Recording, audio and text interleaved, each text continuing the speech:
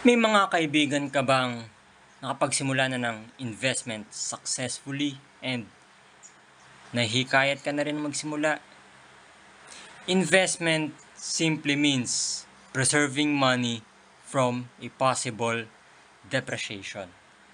If you are an employee, if you are employed or working student and gusto mo talaga magkaroon ng investment, investment, safe investment at the price you can afford. Huwag na tayong lumingon-lingon kung saan-saan, tumingin-tingin or lumapit kung kani-kanino.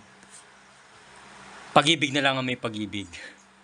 Pag-ibig na lang ang may pag-ibig. Pag-ibig Fund. Si Pag-ibig Fund, meron siyang MP2 program. MP2 program, para siyang, well, it's like saving investment program. Savings and investment program nung tulad sa mga banks, private banks. And if you're all working student, minimum of 200 pesos monthly. Kung itataas mo siya ng 300, malakas ang loob mo, itataas mo siya ng 300, 400, 450, 500. Maintain mo dahil kahit government, si Pag-ibig Fund, pare-parehas ang rules and regulations, laws when it comes to money. Sa mga employed naman, MP2 is minimum of 500 pesos monthly. And like I said, kung itataas, maintain, wag na ibaba. Kung hindi naman sigurado na maitataas is maintain nyo na lang. If you're looking for another investment aside from,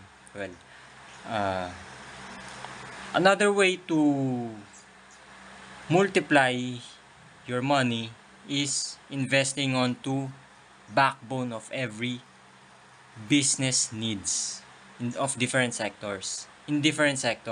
Yan. If you're looking for another investment aside from MP2 of Pag-ibig Fund, money market fund, and bonds. Money market fund. From the word itself, money market. If nag-invest ka dyan ng, for example, nag-invest ka ng 1.5, yung 1.5 mo, kino-convert into units. And yung units na yan ang ipinahihiram sa mga credit card holders. Well, if I'm not mistaken, yan ang pinahihiram sa mga credit card holders. Sa mga malakas mag-swipe ng credit card, ganun. Nagpapahiram ka ng units sa kanila, which is equivalent to, tingnan nyo na lang. So, yan ang money market fund. And in bonds naman, ganun din, for example, mag-invest ka ng 1.5 mo, convert into units, and yung unit na yan, pinapahiram naman sa mga negosyante. Sa mga businessmen, business people, yan, pinapahiram yan. Pag maghahanap ng, and kung hahanapin nyo pala si money market funds and si bonds, to yung mga financial firms, kung sinong may service ng money market funds and bonds, mukhang lahat naman yata tayo barkada ni Google. So, lapit nyo lang kay paring Google. Search nyo yung mga legitimate financial firms with services on money market funds and bonds. Magbibigay na ako ng isa. Atram. Yun. Bonus na yun para walang malapitan ng kung sino-sino na galing kung saan-saan at mag-offer ng kung ano-anong investment na pwedeng mauwi sa scam.